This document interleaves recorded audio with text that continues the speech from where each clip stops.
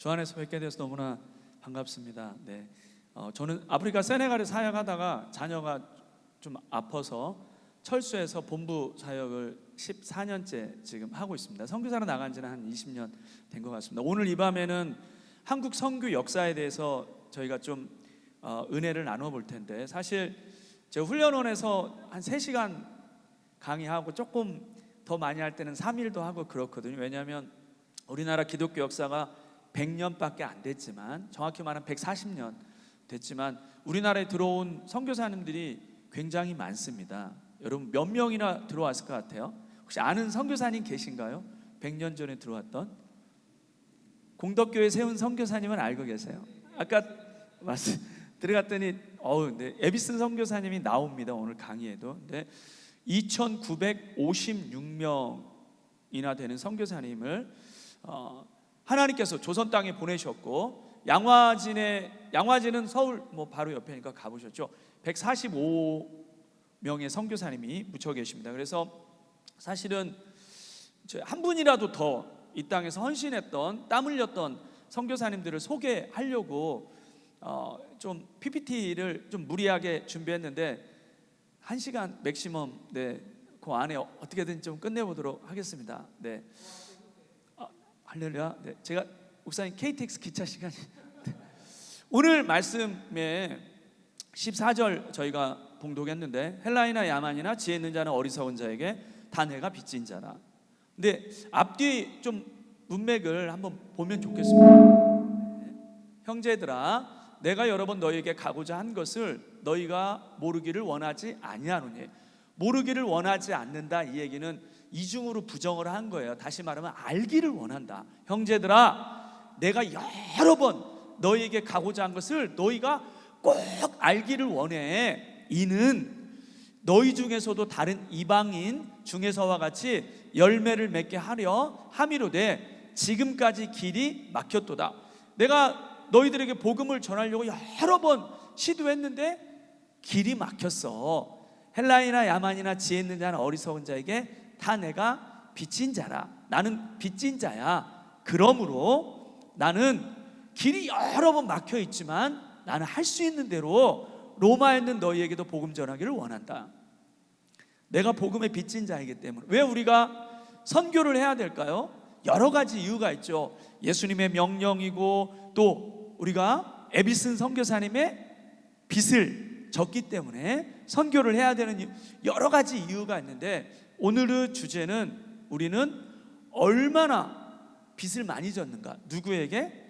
이 땅에 들어와서 헌신했던 선교사님들에게 빚을 졌는가. 그거를 우리가 알고 있다면, 그러므로 우리는 할 수 있는 대로 교회 상황과 여건과 우리의 형편과 시간과 이런 거에 상관없이 할 수 있는 대로 복음 전하기를 원한다. 그렇게 사도 바울이 고백하고 있는 거죠.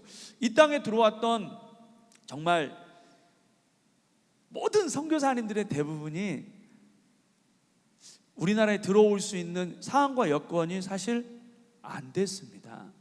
그거 여러분들이 아셔야 될 것 같아요. 2,956명 들어왔다고 했잖아요. 대부분 최고의 가문에, 엘리트 학벌에, 그리고 대부분 20대에 들어왔습니다. 하나님께서 조선의 선교사님들을 쏟아 부으셨는데 최고의 것들을 하나님이 선별해서 보내신 거예요. 에비슨 선교사님도 마찬가지죠. 그들이 왜 편안한 삶을 뒤로하고 최고의 가문의 엘리트 학벌에 20대, 인생의 최고의 한국 20대 여기를 들어와야만 했을까요? 복음에 빚을 졌다는 빚진 자의 의식, 그리고 복음이 얼마나 가치 있는 것인가를 깨달았기 때문에 길이 막혔지만 할 수 있는 대로 끊임없이 하나님은 보내셨고, 그들은 순종하는 마음으로 선교의 사명을 감당하기 위해 이 땅에 들어온 줄 믿습니다. 짧은 시간이지만 여러분이 두 가지만 좀 기억하면 좋을 것 같습니다. 이 땅에 지금 소개하는 선교사님들, 100년 전에는 우리 일제 식민지에 어마어마하게 많은 전염병이 이 땅에 창궐했습니다. 학질, 이질, 천연두, 장티푸스, 발젠티푸스, 홍역, 엄청나게 많은 전염병이 창궐했는데, 그러함에도 불구하고 선교사님들이 왜 들어와야만 했는가? 그거 하나 하고, 우리는 그렇다면 얼마나 큰 복음의 빛을 졌는가. 짧은 시간이지만 좀 나눠봤으면 좋겠습니다. 조금 말을 좀 빨리 하겠습니다. 전주에서 왔지만 사투리는 안 쓸 거예요. 네.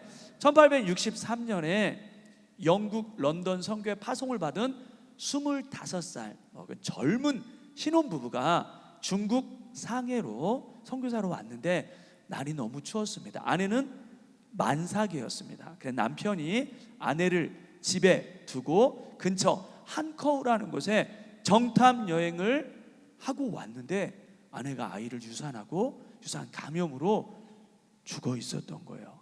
나중에 알았던 사실은 동료 미국 친했던 여자 선교사님이 순교를 당해서 거기에 대한 쇼크로 아이를 유산했고 거기에 감염이 돼서 돌아가셨던 거죠. 혼자 쓸쓸하게 죽어 있었습니다. 그분이 우리 한국 선교 역사에 캐롤라인이라는 선교사님입니다. 캐롤라인 처음 들어보실 거예요. 오늘 정말 처음 들어보는 분이 많이 나올 겁니다. 언더우드 아펜젤러 에비슨 선교사님 말고. 그리고 제가 선교 역사를 강의할 때 선교 역사 어떤 관점으로 볼 것인가, 저 같은 경우에는 전국에 선교사님 무덤이 많이 있어요. 아마 좀 깜짝 놀라실 겁니다. 양화진에만 선교사님 무덤이 있는 줄 알았는데 삼천리 방방곡곡에 선교사님들이 돌아가셨고 순교하셨고 그렇게 무덤이 많이 있는, 좀 놀라실 거예요. 그래서 그런 부분들을 제가 좀 소개하도록 하겠습니다. 캐롤라인이라는 선교사님이 그렇게 돌아가셨습니다.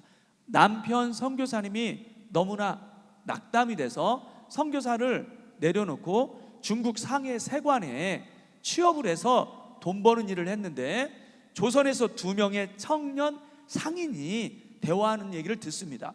김자평, 최선인이라는 조선의 상인이었는데 여보게 지금 조선에 12,000명이나 되는 천주교인들이 목이 잘려 죽었는데 자네 그 얘기 들었는가? 옆에 있던 캐롤라인 선교사님의 남편이 깜짝 놀랐죠. 아니 조선이라는 나라는 어떤 나라인데 어떻게 12,000명이나 되는 크리스찬을 목을 잘려 잔인하게 죽이지? 그래서 그분이 깊이 회심을 하게 됩니다.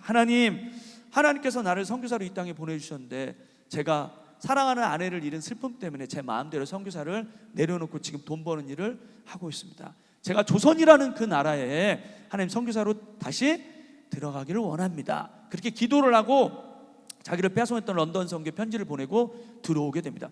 우리나라에 입국한 최초의 선교사님이에요. 혹시 사탕 같은 거 없는데 우리나라에 입국했던, 이전에 칼 귀출라프라는 선교사님이 서해안 고대도에 한 달간 머무르면서 태풍을 만나가지고 배 수리하면서 한문들은 성경 가르쳐주고 고대도 섬 주민에게 감자 또 심는 법 가르쳐주고 주기도문 그런 일을 한 달간 했었는데 우리나라에 발을 디뎠던, 우리나라를 목적으로 타켓으로 들어왔던 최초의 선교사님, 이분을 제가 오늘 조금 시간 할애를 많이 할 거예요. 왜냐하면 우리 기독교 선교 역사에 너무나 중요한 분이기 때문입니다. 혹시 기대하지 않았습니다. 괜찮습니다. 저도 몰랐으니까. 토마스 로버트 저메인 토마스라는 선교사님이에요. 이분을 꼭 기억하시길 바랍니다. 아주 잔인하고 사악한 대학살이 최근 조선에서 일어났습니다. 이게 1866년에 일어났던 병인 양요를 통해서 일어났던, 그럼에도 불구하고 누군가 조선에 들어가 선교의 문을 여는 것의 중요함을 깨달아 제가 들어가기로 결정하였습니다. 편지를 보내놓고 제네럴 셔먼호라는 미국 상선의 통역관의 신분으로 이 배를 타고 이제 들어왔습니다. 그런데 그때는 우리나라의 쇄국 정책 들어보셨나요? 네, 우리나라 문호를 열지 않았습니다. 문호는 1882년에 미국을 향해서 열었는데 조미, 수호, 통상, 조약, 그때까지는 쇄국 정책이라 들어올 수가 없었습니다. 평양에 박규수라는 감사가 있었어요. 박지원, 열하일개사 박지원의 손주인데 서양의 배는 들어올 수가 없습니다. 빨리 뱃머리를 돌리십시오. 그런데 제네럴 셔먼호가 무기를 싣고 또 군인들이 있었거든요. 평양에 있는 포졸들을 인질로 잡고 빨리 문을 열어라, 배가 정박할 수 있도록 빨리 협조해라, 그렇게 했는데 어명이기 때문에 박규수가 저녁에 몰래 대동강변에 폐 식용유를 뿌렸습니다. 그리고 작은 배, 돛담배 같은 작은 배를 200여 척을 준비해서 거기에 솔방울 장작을 싣고 불을 붙였습니다. 대동강이 어떻게 됐을까요? 불에 다 불바다가 됐습니다. 제너럴 셔먼웨도 불이 붙기 시작했고 배에 타고 있던 수많은 사람들이 다 뛰어내렸죠. 대동강에 헤엄을 쳐서 육지에 들어오는 대로 포졸들이 서양인들의 목을 잘라 죽였습니다. 토마스 선교사님도 그렇게 허망하게 돌아가셨는데, 그때 대동강변에 있었던 많은 목격자들의 증언에 따르면 하늘을 향해 두 손을 올리고 짧게 외마디 기도를 올린 다음에 자기의 목을 쳤던 박춘권이라는 포졸이에요. 실제 사진이 나옵니다. 성경을 건네고 그렇게 돌아가셨습니다. 굉장히 허망하죠, 그죠? 사랑하는 아내를 25살에 상해에 묻고 뱃속의 아이와 함께 그냥 대동강에 내리자마자 개종자 한 명도 얻지도 못한 채로 선교의 열매도 없이 그렇게 허망하게 돌아가셨습니다. 들어올 수 있는 상황이 아님에도 정말 길이 막혔지만 토마스 선교사님은 복음을 전하기 위해 그렇게 들어오셨습니다. 굉장히 허망해 보이는 것 같습니다. 하지만 하나님께서는 이 사건을 통해 이 조선 땅에 얼마나 놀라운 부흥의 역사를 일으켰는지 모릅니다. 토마스 선교사님을 파송했던 웨일즈의 하노버라는 교회가 있습니다. 지금도 이 교회는 있습니다. 토마스 선교사님을 이 교회가 파송했는데 토마스 선교사 아버지가 교회 담임 목사님이셨어요. 아들을 파송을 했는데 지금 어떤 상황인 거죠? 며느리는 일본에서 그렇게 죄송합니다. 중국에서, 아들은 조선에서 목이 잘려 죽었어요. 그런데 영국 교회들은 그 교회 뒤편에 장로님, 목사님들 묘가 거기 있거든요. 목사님 돌아가신 날짜를 봤더니 1884년도, 토마스 선교사님 1866년도, 아들을 18년 먼저 하늘나라에 보낸 거예요. 여러분도 아시겠지만 부모의 정말 큰 아픔과 슬픔이 있다라고 한다면 뭘까요? 많이 있겠지만 자식을 먼저 보내는 거죠. 가슴에 묻는다고 하잖아요. 근데 어떻게 보냈나요? 무참하게 살아당한 채로 그렇게 보냈습니다. 근데 놀라운 거는 토마스 선교사님 어머니가 조선을 향한 기도문을 쭉 적고 돌아가실 때까지 하나님, 내 아들 토마스의 순교가 헛되지 않도록 조선이라는 나라가 어디 있는지도 모르지만 그 조선의 복음의 문이 열려질 수 있도록 역사하여 주십시오. 눈물로 기도를 하는 거예요. 언제까지? 돌아가실 때까지. 어딘지도 모르는데 내 아들의 목을 쳐서 무참히 죽인 그런 나라인데도 온 성도가 그렇게 기도를 했다는 겁니다. 지금 영국 교회들이 다 무너졌거든요. 웰즈 하노버 교회도 연세 드신 분 거의 90세 가까운 성도 8분 계셔서 교회 유지가 잘 안 된다고 합니다. 그래서 저기에 한국분이 담임 목사님이세요. 저희 바울 선교 선교사님이 담임 목사님이고 저희가 그 교회에 매달 130만 원씩 선교 후원금을 보내고 있습니다. 지금 복음의 빚을 우리가 갚고 있는 겁니다, 여러분. 자, 웰즈 하노버 교회의 눈물의 중보 기도를 통해 토마스 선교사님의 순교를 통해 어떤 일이 이제 일어났는가를 빠르게 한번 보도록 하겠습니다. 그날 대동강변에 최치량이라는 10살짜리 꼬마가, 지금 연세 많이 드셨죠? 같이 갔는데 토마스 선교사님이 최치량에게도 성경을 선물로 줬습니다. 최치량이 그 성경을 들고 평양의 영무주사 박영식이 집에 놀러 갔는데 박영식이 그걸 본 거, 야! 이거 지금 금지된 책이야. 너 이거 갖고 다니면 큰일 나 이놈아. 감옥에 가. 이거 내놔 해가지고 봤더니 성경이 종이 질이 아주 좋았던 거예요. 예전에는 도배지가 없었잖아요. 다 황토. 그래서 박영식이 성경을 한 장 한 장 찢어가지고 풀을 먹여서 자기 집에 탁 도배를 했습니다. 이 방에 가도 뭐가 보일까요? 성경. 저 방에 가도 성경. 자기가 도배내온 성경을 읽고 주님을 만난 사람입니다. 박영식이. 30년 뒤에 최치라이가 40살이 됐습니다. 저 집을 샀습니다. 그리고 저 집에서 술집 주방을 했어요. 저기 보면 한석진이 보이는데 한석진은 누구냐면 사무엘 마펫이라는 마포 3열 유명한 선교사님입니다. 이분의 조사였습니다. 조사는 선교사님 모시고 다니면서 가이드하면서 통역하던 분입니다. 선교사님 어느 술집 주막에 방방이 성경 하나님 말씀이 도배된 집이 있다고 합니다. 그러니까 깜짝 놀랐죠. 아니 어떻게 그런 일이 있을 수 있는가? 술집 주막에 어떻게 하나님 말씀이 도배될 수가 있지? 해서 저 일행이 방문을 했어요. 그런데 정말 술 먹는 술집 주막에 성경이 도배된 술집 사장님을 만났습니다. 최치량 복음을 전했어요. 근데 놀라운 거는 최치량이 예수님을 영접했습니다. 영접하고 저 술집 주막에서 예배를 드리기 시작했습니다. 저게 널다리꼴이라는 교회인데 이 널다리꼴 교회가 우리나라 선교 역사에 너무나 중요합니다. 왜냐하면 훗날 교회 이름을 바꾸는데 장대현 교회입니다. 장대현 교회라고 들어보셨나요? 1907년에 평양 대부흥을 일으켰던 2,000명이 모여서 사경을 했습니다. 수많은 선교사님들이 몇 달 전부터 금식하면서 성령의 강력한 역사가 일어나기를 기도했는데 아무런 일도 일어나지 않는 거예요. 그런데 마지막 날 기도 인도를 했던 길선주라는 장로님께서 갑자기 여러분 내가 교회 장로올시다. 그런데 내 친구가 죽으면서 큰 돈을 그 아내에게 맡기라고 했는데 제가 수고비 명목으로 그 친구의 돈을 수고비 명목으로 10분지를 몰래 훔쳤습니다. 나는 아간과 같은 자입니다. 교회 장로임에도 불구하고 이 죄인이 기도 인도를 하기 때문에 성령께서 역사하지 않는 것입니다. 갑자기 죄 고백을 하는 거예요. 2,000명이 모여있는 장대현 교회 성도뿐만 아니라 인근의 수많은 교회에서 몰려들었는데 이쪽 저쪽에서 저도 죄를 지었습니다. 나도 간음했습니다. 강도질했습니다. 도적질했습니다. 교회 성도들 정죄했습니다. 다음날 새벽 5시까지 200명이 넘는 사람들이 눈물로 회개를. 이게 불이 붙었습니다.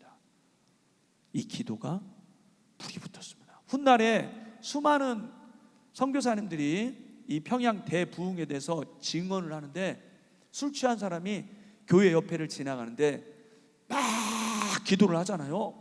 얼마나 성령의 역사가 강력했든지 걸어가다가 움직일 수가 없었답니다. 기도회가 끝날 때까지. 기도회가 끝난 다음에 그때서 걸어갔다라고 하는 거예요. 실제로 1905년에 천주교인 64,000명, 개신교는 37,000명, 1907년에 장대현 교회 평양 대부흥을 통해 천주교인 63,000명이 줄었습니다. 왜 줄었을까요? 천주교인 박해 때문에. 천주교인들을 어떻게 죽였는지 아세요, 여러분? 밧줄을 목에 감아가지고 이쪽에다 말에다 묶고 소에다 묶고 사대문 사람들 많은 데서 이리야 해가지고 목이 어떻게 됐을까요? 잘라져 죽었습니다. 구덩이를 파가지고 포졸이 양쪽에 잡고 사람들 보는 데서 머리를 거꾸로 땅에다가 20명. 천주교 순교 역사 보면 실제로 그렇습니다. 구덩이를 파서 40명씩 사람들 새끼줄로 묶어놓고 살아있는데 산채로 매장시켜서 죽였던 민족이 우리 민족입니다, 여러분. 얼마나 잔인했는지 몰라요. 중동의 알카에다, IS 그렇게 잔인하다고 하잖아요. 그거보다 더 잔인했던 민족이 저희 민족이에요. 그러함에도 불구하고 하나님의 은혜로 100년밖에 안 되는 짧은 기독교 역사 가운데 전 세계 성사를 두 번째로 보내는 선교 강국이 될 수 있었던 것은 전적인 하나님의 은혜였습니다.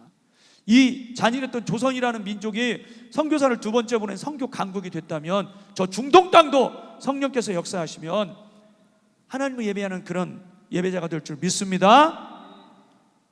불이 붙은 거예요. 1907년에 평양 대부흥이 일어났는데 수많은 선교학자들이 미국에서도 일어났고 인도에서도 일어났고 영국에서도 일어났습니다. 영국에서는 실제로 탄광촌에서 일하고 있던 말들이 끔쩍하지 않아가지고 석탄 소출이 줄어들었다고 합니다. 왜 탄광촌에서 일하는 말들이 꼼짝 안 했을까요?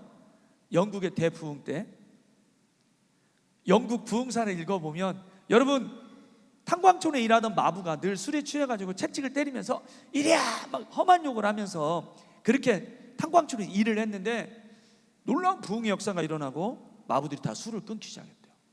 폭력성이 없어지고 욕이 언어가 순화되니까 나라 어서 가자 이렇게 하니까 말이 늘 채찍에 맞으면서 이놈의 시계 막 이렇게 험하게 하다가 채찍을 안 때리고 말아 어서 가자 말을 이렇게 예쁘게 하니까 말이 그 말을 못 알아듣고 일을 안 했다고 합니다.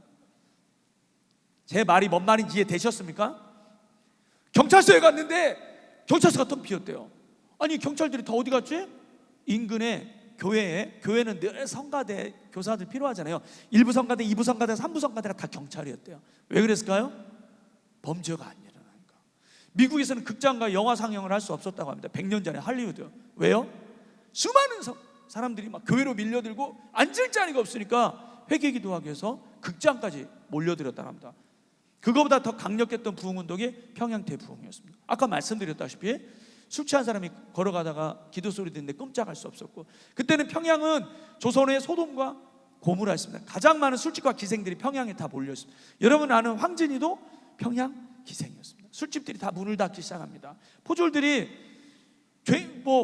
범죄한 사람들을 잡아가야 보리쌀이라도 얻어가는데 이거 범죄자가 안 나타나니까 장대현 교회 가면은 나는 무슨 죄 지었습니다, 무슨 죄 지었습니다, 죄 고백하니 거기 가서 잡아가라고 해가지고 포졸들이 장대현 교회 그렇게 몰려들었다고 합니다. 수많은 사람들이 길거리마다 집신을 땅에 때리면서 나는 죄인으로 소른다, 이런 놀라운 부흥의 역사가 평양 장대현 교회 1907년에 일어났다고 합니다. 여러분, 장대현 교회는 뭐였죠? 장대적 교회. 장대적 교회는 널다리꼴 교회. 널다리꼴 교회는 토마스 선교사님의 순교를 통한 이 하나님의 역사하신 가운데 이런 부흥의 역사가 일어난 거죠.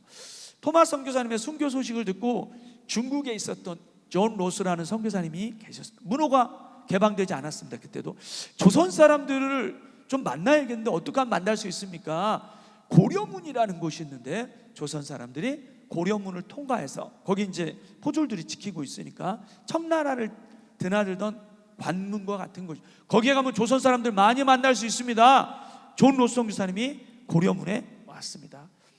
한글을 배웠습니다.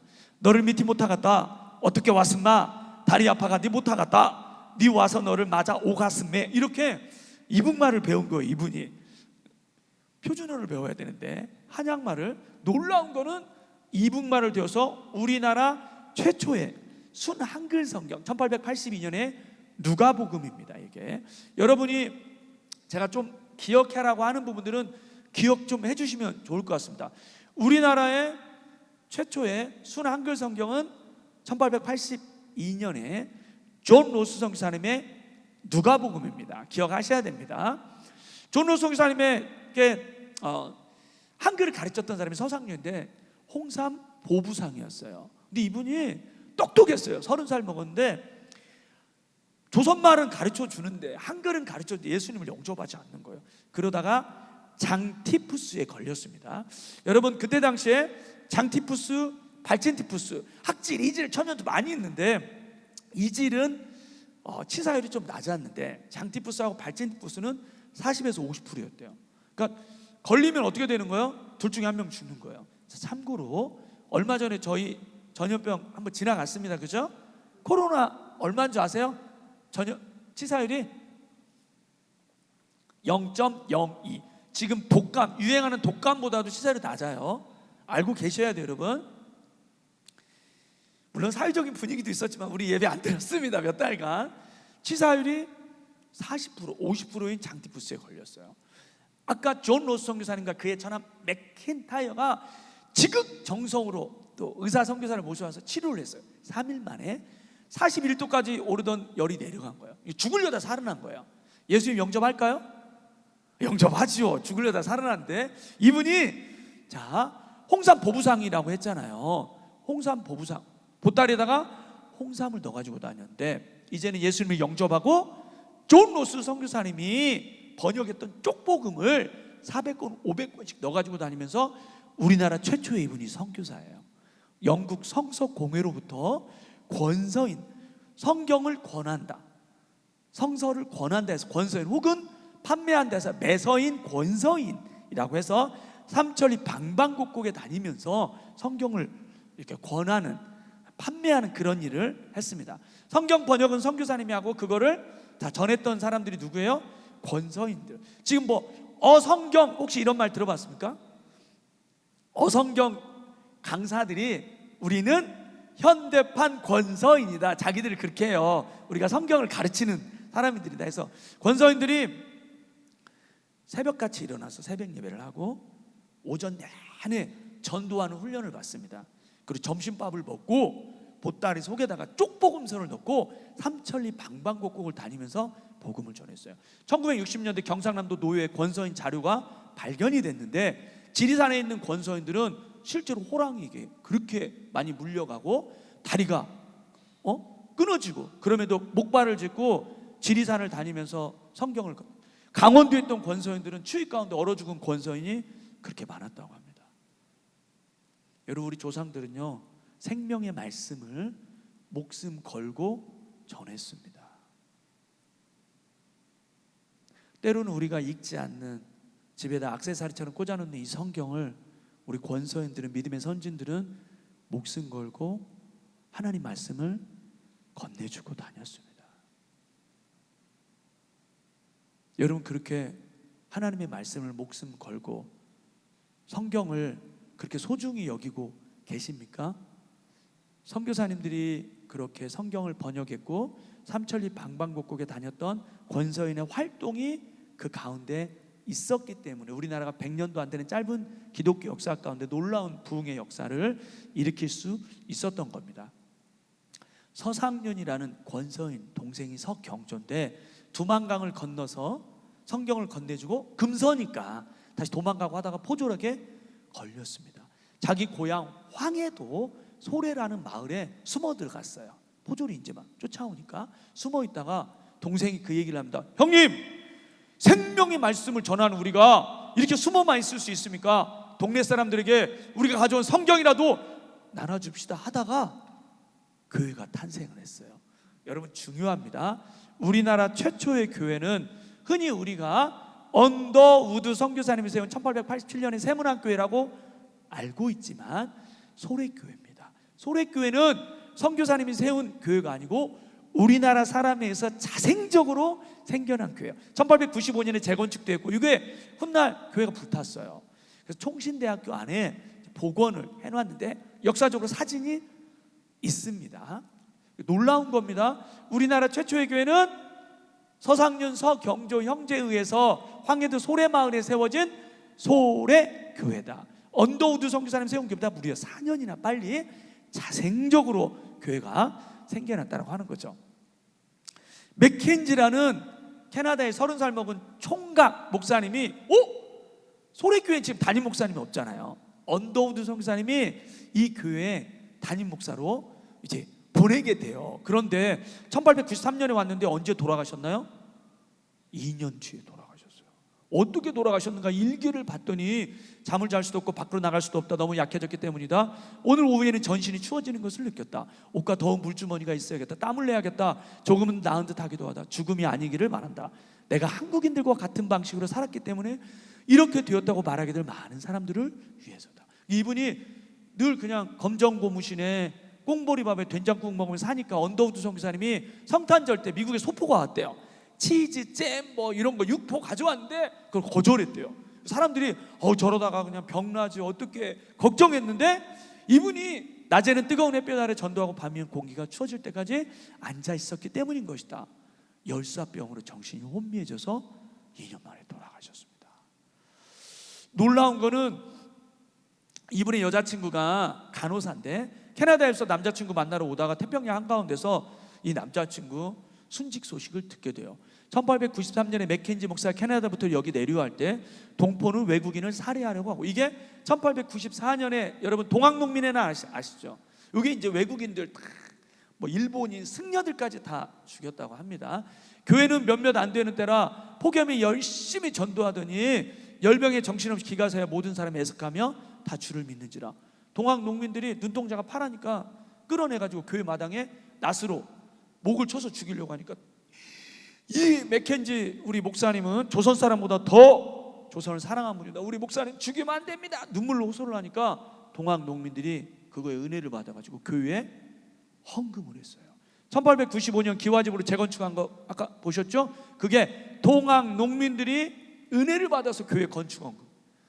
이 역시도 세계 기독교 역사에 유례가 없는 일이 이 황해도 소래 마을에서 일어난 거죠. 주의 말씀에 밀알 하나가 땅에 떨어져 죽으면 열매가 많다 하며 옳도다. 솔레교회는 조선의 처음 열매, 목사의 몸은 여기서 자도다. 이 간호사였던 여자친구가 캐나다로 돌아가지 않고 여기에서 같이 사역하고 묻혀 계시는데 소래 교회 성도님들이 편지를 썼어요. 어디에다가요? 맥켄지 목사님을 파송했던 교회에다가. 바람과 바다가 잔잔해서 이 편지가 캐나다 그곳에 닿으면 외국인의 눈을 뜨게 하여 이 나라의 절실한 요청이 무엇인지 보게 해주기를. 이 편지가 어디로 갔을까요? 캐나다 장로의 동부 지역 연합 노회로 갔습니다. 와, 우리가 맥켄지 선교사의 순교를 헛되게 할 수 없다 해가지고 그리어 쓴 의사, 부트, 맥내 10명이 넘는 선교사를 보냈습니다. 이분들이 훗날 만주, 연해주까지, 러시아까지 1400km가 넘는 거리를 다니면서 복음을 전하는 일을 했습니다. 1882년에 드디어 조선이 문호를 열었어요. 어디에? 미국에. 한미 혹은 조미 수호 통상 조약입니다. 미국이 너무나 기뻐서 미국 구경시켜줄게.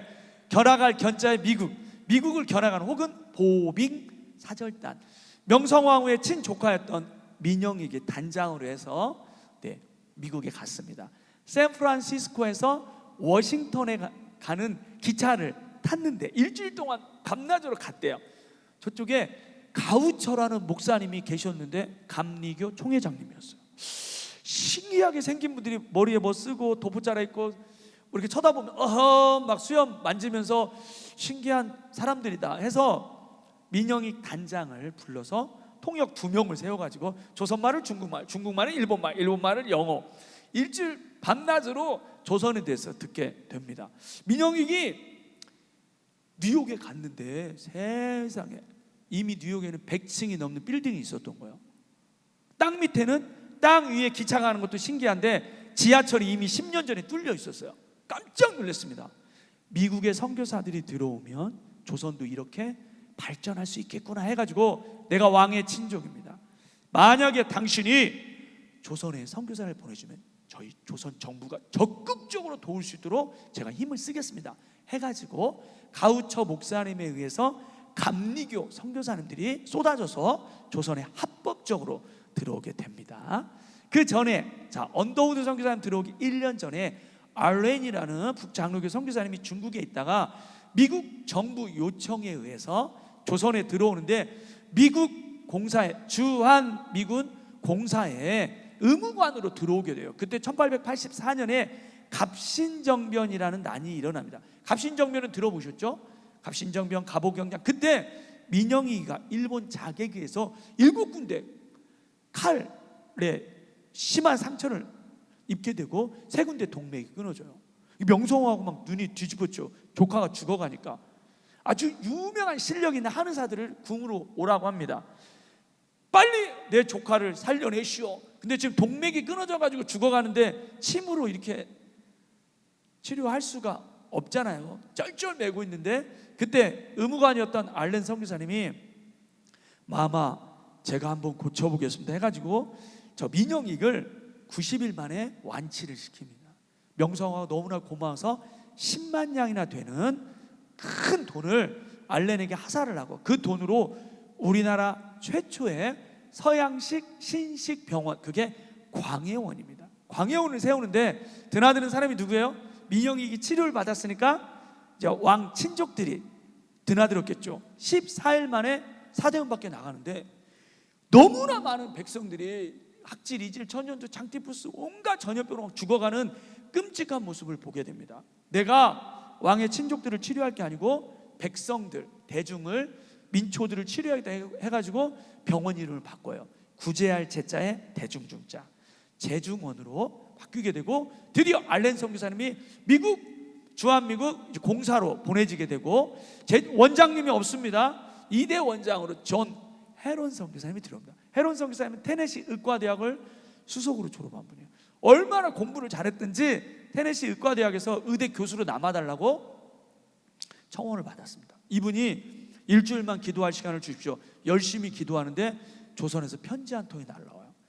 조선에 제발 선교사를 보내주십시오. 그 편지에 뒤집어져 가지고 의대 교수직을 내려놓고 제중원의 2대 원장으로 들어오게 됩니다. 그런데 5년 동안 단 하루도 쉬지 않고 열심히 2만 명이 넘는 환자를 돌보는데 어느 날 이질병에 걸린 환자를 치료하다 감염이 돼요.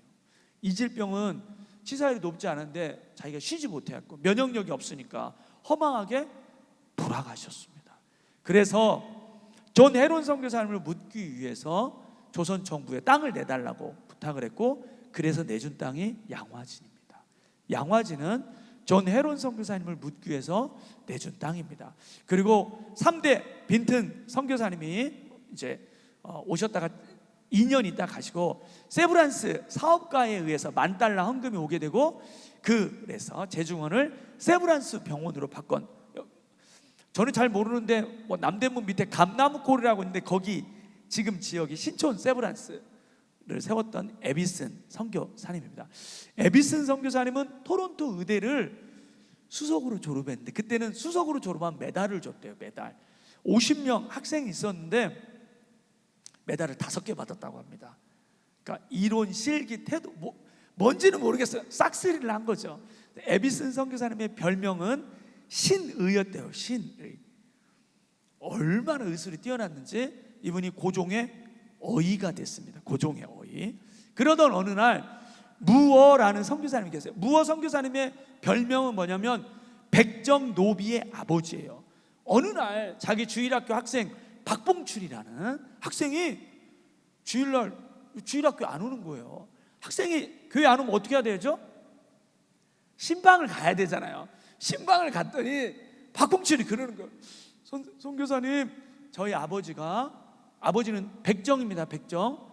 홍역에 걸려 무당 굿도하고 다 했대요. 근데 아버지가 죽어가고 있어. 어떻게 하나요? 그러더니 무어 선교사님이 자기 친구였던 에비슨 선교사님에게, 여보게, 내 주일학교 학생 아버지가 죽어가는데 자네가 와서 좀 치료 좀 해주게. 에비슨 선교사님이, 미안한데 내가 어이네, 어이. 왕의 몸에 옥체에 손을 대는 어인데 어떻게 백정의 몸에 손을 대겠는가? 나는 못하네. 그랬더니 무어 선교사님이, 자네 선교사인데 어떻게 그럴 수가 있는가? 빨리 왕에게 말을 해서 치료해주게 오게 했더니 에비슨 선교사님이 고종에게 찾아가서 얘기를 하는 거예요. 전하, 제 친구의 부탁인데 제가 가서 좀 치료를 해도 되겠습니까? 했더니 고종이 자기가 타고 다니던 가마까지 대줬대요. 가마를 타고 지금 박봉출 집에 가는 거예요. 박봉출 아버지가 박성춘이었습니다. 막 죽어가고 있는데 왕의 가마 행렬이 막 오니까, 이게 지금 무슨 소리냐? 아버지 치료하기 위해서 어이가 지금 오고 있습니다. 그래갖고 이분이, 박성춘이 치료도 안 받고 일어났대요. 그냥. 왜요? 너무 감동받아가지고. 아니, 왕의 어이가 나 같은 백정을 치료하러 오다니. 그래서 그분이 목사님이 됐고, 훗날 만민공동의 선언서를 낭독하는 사람이 됩니다. 그리고 박봉춘은 이름을 바꿔요. 박서양으로 이쁘게. 그리고 연대 세브란스 병원의 의사가 돼요. 이런 놀라운 일이 누구에 의해서? 올리버 에비슨 선교사님에 의해서. 그리고 1925년에 교회를 세우죠. 그 교회가 뭐예요? 마포구에? 못 들어보셨나요? 이분이 아들이 있습니다. 아들이 더글라스예요. 아버지가 나온 토론토 의대를 보냅니다. 그리고 너는 조선에 들어와서 아버지를 도와라. 일손이 너무나 필요하다. 더글라스 선교사님 아내도 의사였어요. 의사 부부였어요. 이분들이 평생을 다해 사역을 합니다. 근데 여러분 그거 아시나요? 양화진에 가면 에비슨 선교사님의 묘가 있을까요? 없을까요? 없어요. 토론토 고향에 있어요. 그런데 더글라스 선교사님의 부부의 묘가 양화진에 있어요. 너무나 조선을 사랑해서 우리는 양화진에 묻어달라, 그렇게 유언을 했다고 합니다. 최고의 가문에 최고의 엘리트 교육을 받은 이 가정이 이렇게 열심히 이 땅에 사역을 했습니다. 편지를 보냈던 이수정에 대해서 여러분이 알아야 됩니다. 1882년에 이모군란이 일어났어요. 90군데가 차별 받아가지고 난을 일으켰던 이수정은 민영익의 절친이었습니다. 여보게, 자네는 얼른 명성황후 좀 피난시키게 해가지고 이수정이 지게에다가 명성황후를 싣고 거기다 거름으로 덮었어요. 왜냐면 성을 90군데가 막 다 지키고 있었거든요. 칼 들고. 뭐야? 하니까 거름입니다. 거름내 가고 있습니다 해서 빠져나가고 충주까지 가서 대피를 시켰어요. 훗날 난이 진압되고 나서 이수정이 이제 조선 정부에 의해서 일본 유학을 보내지게 됩니다. 자네는 일본에 발달되어 있는 농업 기술을 배워오게 해서 심사유람단과 함께 일본에 오게 돼요. 근데 오자마자 선교사님을 만나가지고 이분이 개종을 하게 됩니다. 처음에는 일본의 쯔다센이라는 농과대학 교수를 만나서 복음을 듣게 되고 조지 낙스라는 선교사님 통해 세례를 받는데 조선에는 지금 한글로 된 성경이 없잖아요. 한글 성경은 아까 몇 년도에 1882년에 어디에서 두만강 건너편 의주 건너편에서 번역이 되고 있어. 조선에는 지금 없는 거예요. 그래서 요코하마에서 이분이 1884년에 마가복음을 번역을 했습니다. 이게 굉장히 대한민국 조선의 선교 역사에 중요한 사건입니다. 이게 존 로스의 누가복음, 이수정의 마가복음. 왜냐하면 설명해 드릴게요. 세례를 줬던 분이에요. 선교사님, 일본에는 선교사들이 이렇게 많은데 우리 조선에는 선교사가 없습니다. 편지 좀 써주세요 해가지고 이 낙스 선교사님이 미국에 선교 편지를 보냈습니다. 조선 사람들은 서양 학문의 중요성을 깨닫기 시작했습니다. 지난번 두 조선 학생이 세례를 받았고 이 중에 한 명이 누구예요? 이수정이에요. 그 밖에도 기독교에 관심을 가지고 있는 학생이 많이 있다고 합니다. 내년 4월에는 선교사가 조선 땅에 상륙해야만 합니다. 이 선교지를 열기 위하여 우리 교회가 세 사람만 택하여 보낼 뜻은 없습니까? 만일 우리 교회에서 할 수 없다면 다른 교회에서라도 이 부름에 응답해야만 합니다. 그 자원자를 찾아주십시오. 응답이 없어요. 왜냐하면 그때는 인도, 중국, 일본에만 선교사를 보낼 계획이었지 조선에는 전혀 북장로교, 남장로교, 감리교 계획이 없었거든요. 이수정이 화가 났습니다. 제가 편지를 보내겠습니다. 번역 좀 해주십시오. 우리의 조국에는 수많은 백성들이 아직 사망의 길을 모르고 있으며 이방인으로 살고 있습니다. 그들은 아직 주님의 은혜의 복음을 받아들이지 않았습니다. 이 복음 전파의 시대에 우리나라는 불행히도 눈에 띄지 않는 지구촌의 한 구석에 위치하고 있어 기독교의 축복을 아직 누리지 못하고 있습니다. 그러므로 나는 복음이 확장될 수 있도록 성경을 한글로 번역하고 있습니다. 이 성경이 뭐라고요? 마가복음. 마음에 새겨야 됩니다. 일이 성공할 때 나는 밤낮으로 기도하고 있습니다. 예수 믿은 2년밖에 안 된 이 조선의 청년이 이렇게 글을 쓴 거예요. 귀국은 기독교가로 우리에게 알려졌어요. 귀국이 어느 나라일까? 미국은 기독교가로 우리에게 알려져 있습니다. 그러나 만일 여러분이 우리에게 복음을 전하지 않는다면 나는 하나님께서 다른 민족들이 선교사를 보낼 것이라고 걱정됩니다. 미국 정신 차리세요. 당신들이 조선에 선교사를 안 보내도 하나님은 다른 민족을 통해서도 기어이 조선에 선교사를 보낼 거예요. 촛대를 옮길 겁니다. 그리고 만일 그렇게 되면 그러한 가르침들이 주의 뜻과는 일치하지 않을 거라고 나는 걱정됩니다. 선교사 제가 보내라고 했나요? 예수님의 지상 대위임령 아닙니까? 주님의 명령에 불순종하겠다는 겁니까? 원어에는 당신들은 지옥불에 떨어질 것이외다 막 이렇게 세게 썼어요. 요게 이제 미국 전역에 더 미셔너리 리뷰 오브 더 월드라는 잡지에 실려서 사파로 이수정 얼굴 있고 예수 믿은 2년밖에 안 된 조선 청년이 이렇게 선교사를 요청한다. 이게 이제 대서 특필돼 가지고 전역에 뿌려졌는데 존 헤론 선교사님이 뒤집어져 갖고 오게 되고 이 편지를 받고 인도의 선교사로 가려겠다 뒤집어서 들어왔던 분이 언더우드 선교사님입니다. 그리고 아펜젤러 선교사님 누구에 의해? 이수정이에요. 근데 여러분이 그거 아셔야 돼요. 언더우드 아펜젤러 선교사님이 미국 샌프란시스코 올 때 바로 부산에 온 게 아니에요. 요코하마 들려서 오는데 이수정을 만났습니다. 제가 여러분에게 편지를 썼던 사람입니다. 여러분을 위해 성경을 번역해 놨습니다. 이 한글로 된 성경을 가지고 저에게 조선말을 배워서 들어가십시오. 6개월간 조선말을 가르쳐줘요. 그때 당시에 조선에 들어올 수 있는 길은 청나라를 통해서 혹은 일본을 통해서 들어와야 되는데 청나라를 통해서 올 때 어디에서? 의주 고려문에서 존 로스 선교사님이 어떤 성경을? 누가복음을 요코하마에서는 누가? 이수정이 마가복음을. 선교사가 들어오기 전에 성경을 미리 번역해 놓고 선교사를 기다렸던 전 세계 유일한 민족이 바로 조선입니다. 하나님이 조선을 너무나 사랑하셔서 선교사가 오기 전에 이미 성경을 번역해 놓고 선교사를 기다렸던 민족이에요. 언더우드 선교사님이 26밖에 안 됐는데 어떻게 이렇게 빨리 세문안교회 세우고 연세대학교 세우고 세브란스에서 많은 사역을 하고 성경 번역하는 일을 할 수 있었을까요? 하나님의 은혜였고 하나님의 섭리였습니다. 여러분, 언더우드 선교사님이 원래 인도 가려고 했잖아요. 아버지가 잉크 공장 해가지고 돈을 많이 벌어서 잉크 공장 물려주려고 했는데 저는 인도로 가야 됩니다. 그래서 인도 가려고 힌디어 1년 배우고 의학 공부까지 했어요. 그러다가 이수정 편지를 받은 거예요. 내 입장에서 볼 때는 당연히 나는 인도로 가고 조선에 누군가 들어가게 될 줄 알았다. 그런데 응답이 없는 거예요. 그러던 도중에 북장로에서는 조선 안 돼, 조선은 보낼 계획이 없어. 그런데 뉴욕에 있는 큰 교회에서 언더우드 선교사님을 청빙을 한 거예요. 1년에 $1,500인데 이거를 챗 GPT에 또 넣어봤더니 매달 월급이 1,832만 원. 서울은 더 많이 주시나요?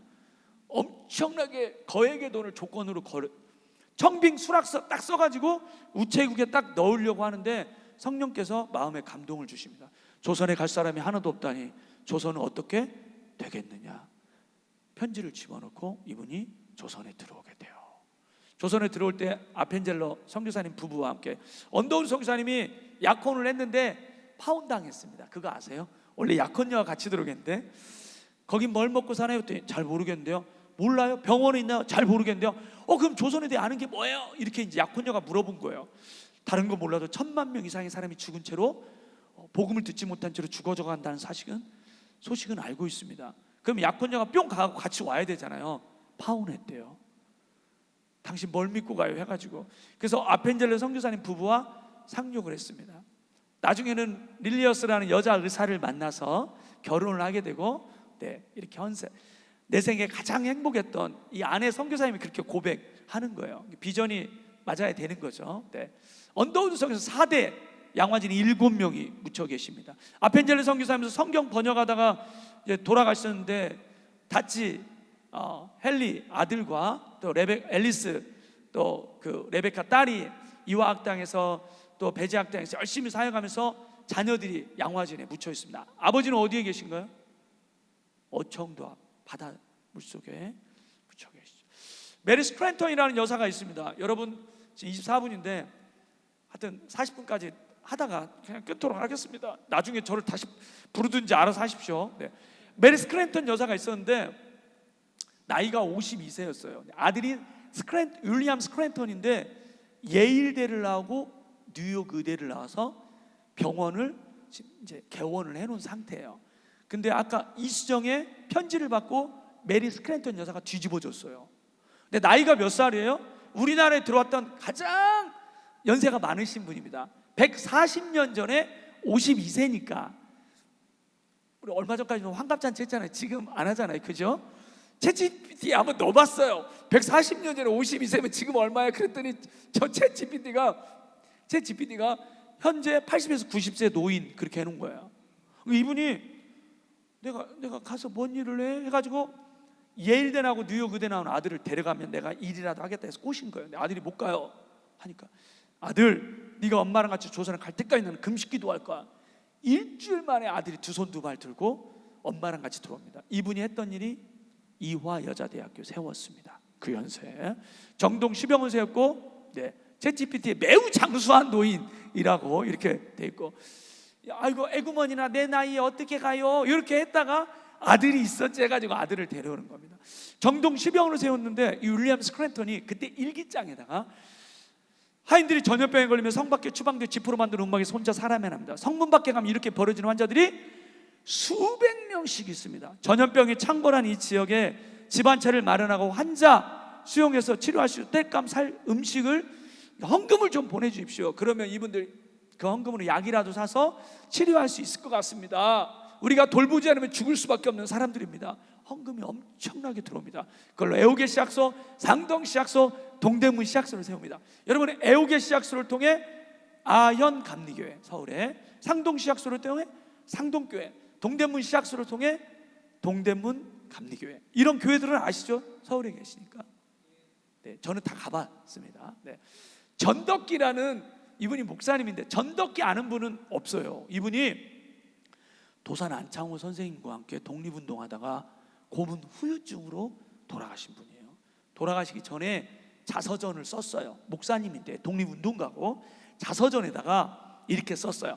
스크랜턴 선교사를 만나고 나는 처음으로 내가 사람인 것을 알았다. 4살 고아 때 선교사님이 거둬들였거든요. 고아, 백정, 노비, 여자들 인격적인 대우를 받았나요? 못 받았어요.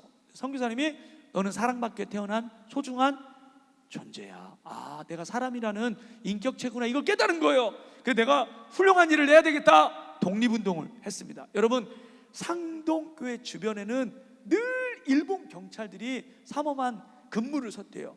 왜냐하면 상동교회 청년부 출신들이 이런 분이었대요.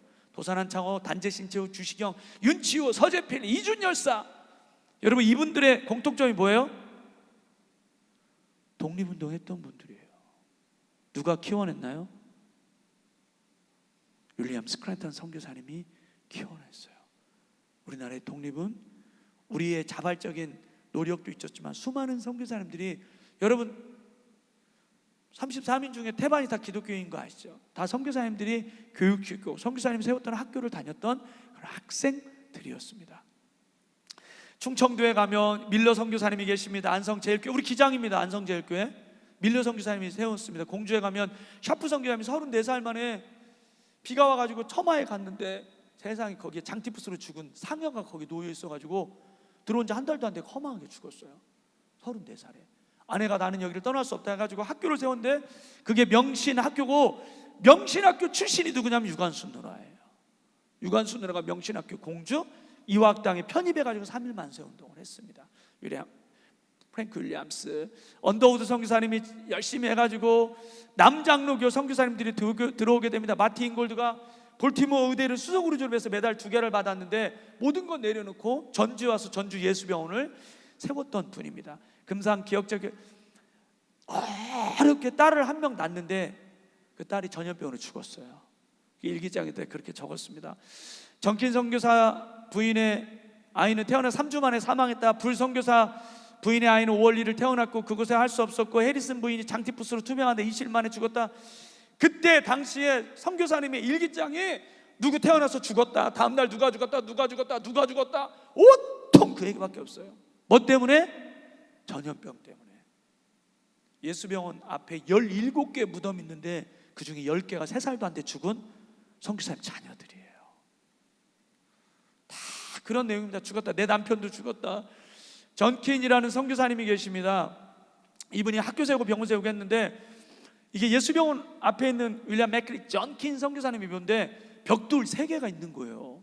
봤더니 시드니 프란시스 조지, 시드니는 태어난 지 열흘 만에, 프란시스 태어난 지 20일 만에, 첫째 아들 조지 태어난 지 1년 6개월 만에 다 전염병으로 죽었어요.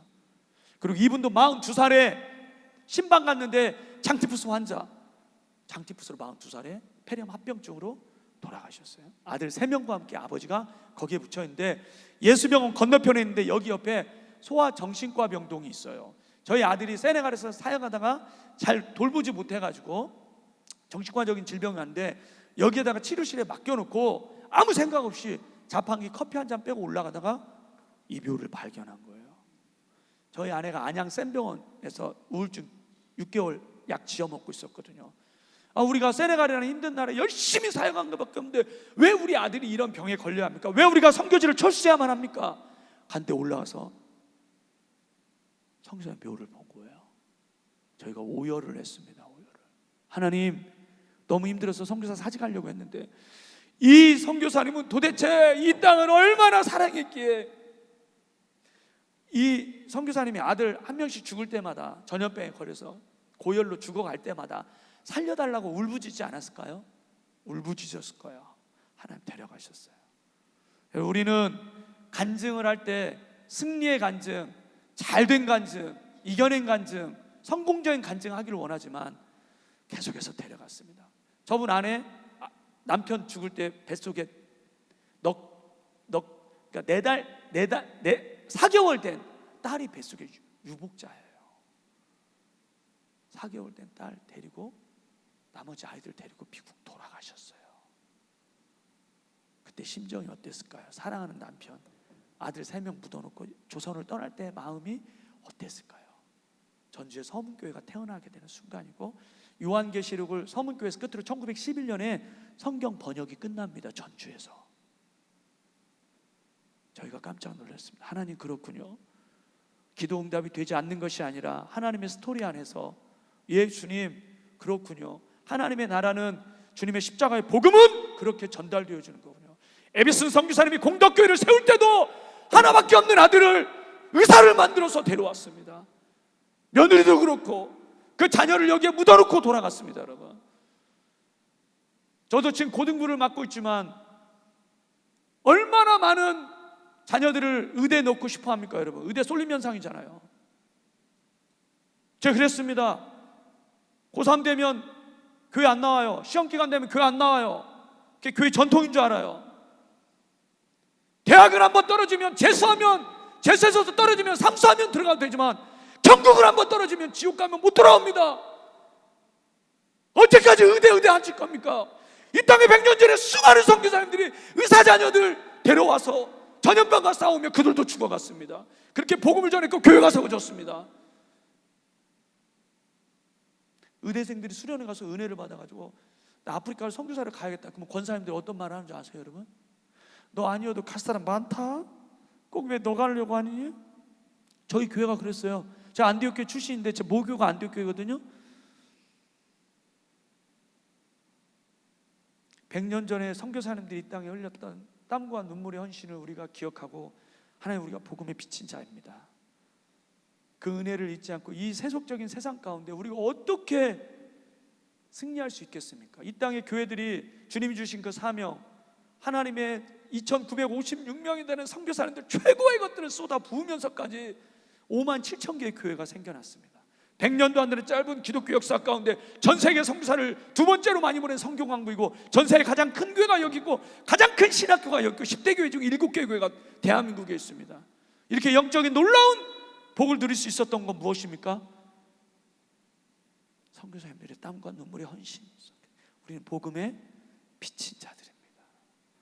이거 있는 순간 하나님이 조선 땅을 너무나 사랑하셔서 선교사 들어오기 전에 이미 성경을 번역해 놓고 전국에, 여러분 그거 아셔야 됩니다. 전국 서서평 선교사님 영양실조로 들어, 유진배 선교사님 결혼 3번이나 하면서까지 광주에 묻혀 있었고, 5대째 여러분 존 씨 크레인 자녀가 3명 있었습니다. 여러분, 가족이 다 들어왔는데 첫째 둘째 다 죽었어요. 사람 하나 있는 폴 크레인 선교사님을 존스 홉킨스 의대를 보냈어요.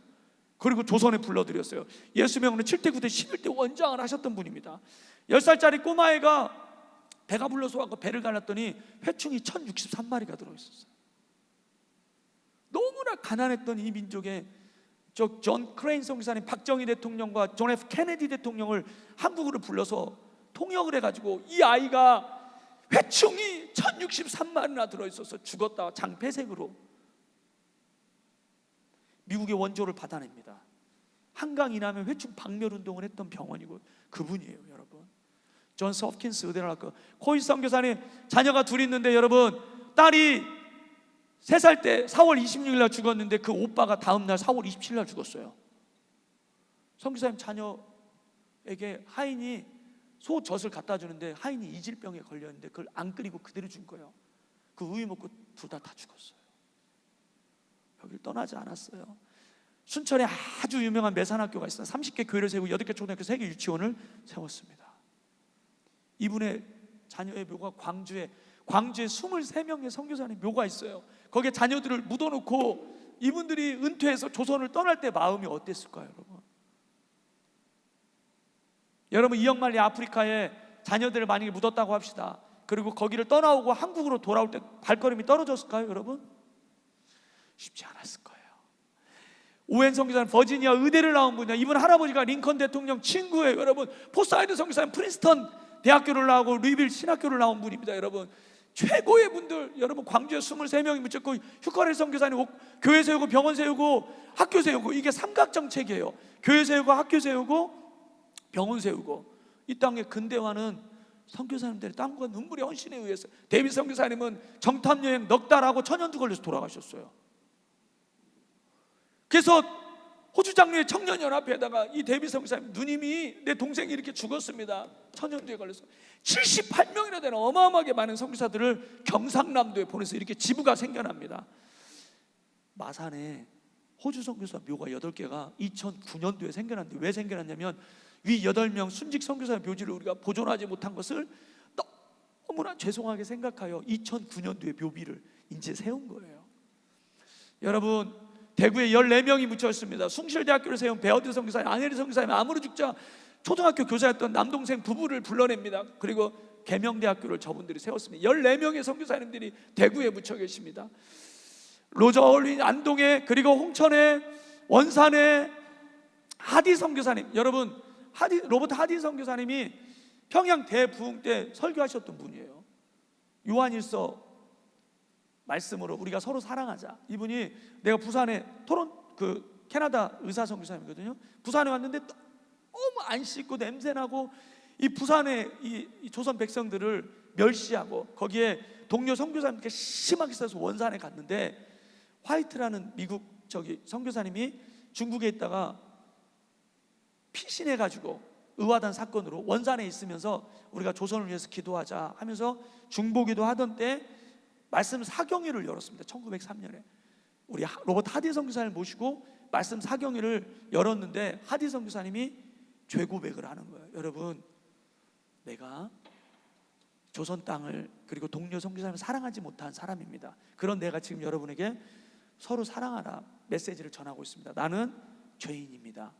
갑자기 사경회 때 이 죄고백을 하는 거예요. 그래서 1903년에 원산 대부흥이 일어났고, 다시 1907년 장대흥 교회에서 이분이 그 말씀을 똑같이 전하는데, 길선주 장로님의 회개와 더불어서 부흥이 또 일어났습니다. 우리나라에는 2번 부흥이 있었습니다. 원산 대부흥, 평양 대부흥.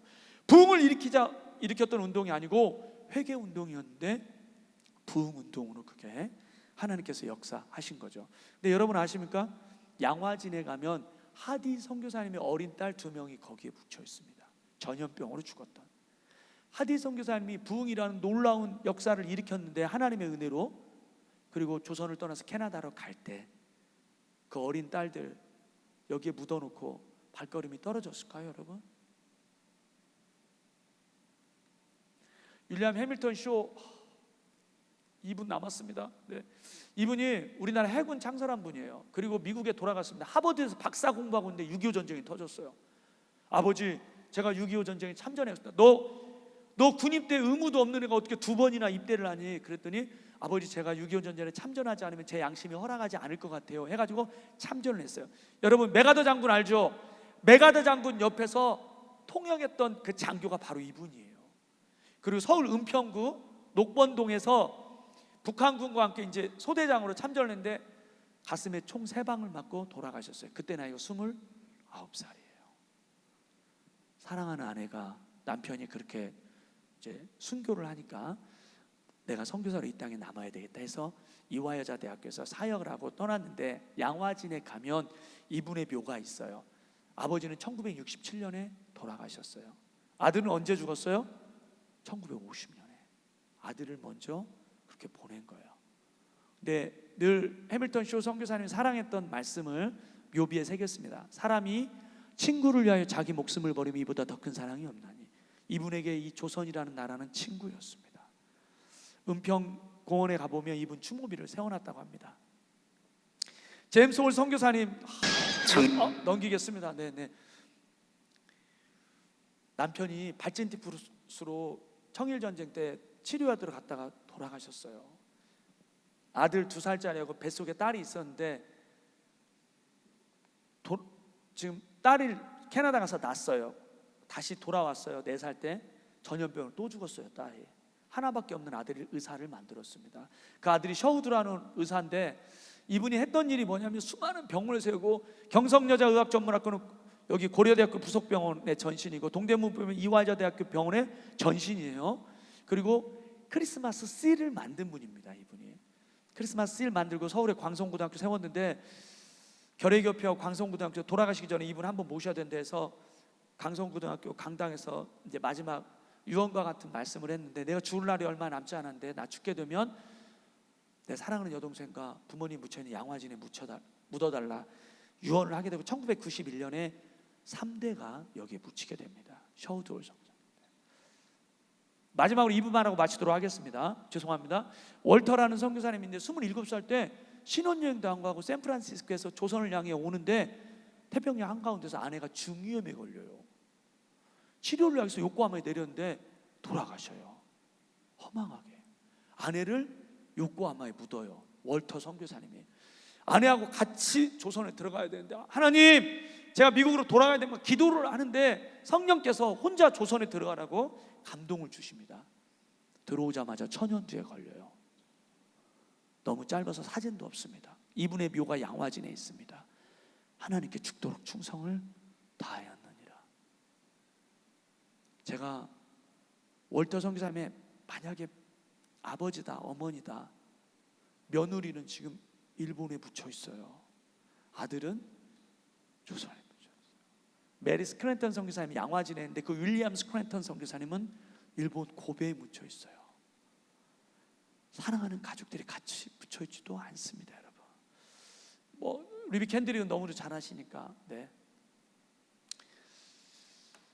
2,956명이나 되는 수많은 선교사님들을 조선 땅에 하나님께서 보내신 이유는 복음 때문이고 우리를 너무나 사랑하셨기 때문이고, 선교사가 들어오기 전에 성경을 먼저 번역해 놓고 선교사를 기다렸던 이유는 우리에게 세계 선교의 사명을 주시고자 하는 하나님의 뜻과 계획이 있었기 때문입니다. 하나님께서 공덕교회를 올리버 에비슨 선교사님을 통해 100년 전에 이곳에 세워 주셨습니다. 세계 선교의 사명을 감당하기 위해 이 교회를 세우신 줄 믿습니다. 우리 공덕교회가 더 힘있게 주님 오시는 그날까지 그 사명 넉넉하게 감당하는 선교 100주년 맞아서 그런 교회 되기를 간절히 소망합니다. 하나님 아버지, 공덕교회를 세워주셔서 감사합니다. 하나님의 은혜 가운데 100년 동안 이렇게 달려왔습니다. 앞으로 100년 우리에게 주신 선교의 사명 넉넉하게 감당하는 공덕교회 될 수 있도록 성령 하나님 역사하여 주옵소서. 헬라이나 야만이나 지혜 있는 자나 어리석은 자에게 복음의 빚진 자라고 고백했던 사도 바울의 고백처럼 우리가 얼마나 하나님의 사랑에 선교사님의 땀과 눈물의 헌신에 빚진 자인가를 깨달아 알아 남은 여생 빚진 자의 의식으로 살아갈 수 있도록 우리의 심령을 주장하여 주옵소서. 예수님 이름으로 기도했습니다.